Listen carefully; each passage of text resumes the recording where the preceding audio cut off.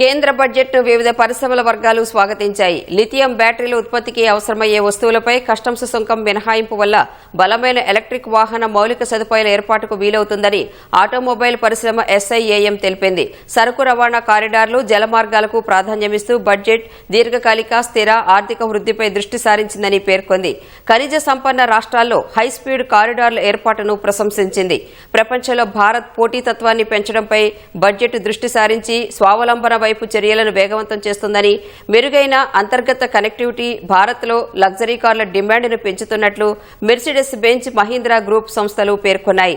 విదేశీ tour ప్యాకేజీలపై TCS హేతుబద్దీకరణ, ఆలయ పట్టణాలు, నగర ఆర్థిక ప్రాంతాల అభివృద్ధి కోసం 5,000 కోట్ల కేటాయింపు పర్యాటక రంగానికి పెద్ద ప్రోత్సాహకంగా మారుతుందని పర్యాటక పరిశ్రమ తెలిపింది. 10,000 మంది టూరిస్ట్ గైడ్స్ శిక్షణ, ఆతిథ్య విద్యలో పెట్టుబడులు వంటి నిర్ణయాల విలువ ఆధారిత పర్యాటకం వైపు స్పష్టమైన మార్పును సూచిస్తుందని పేర్కొన్నాయి.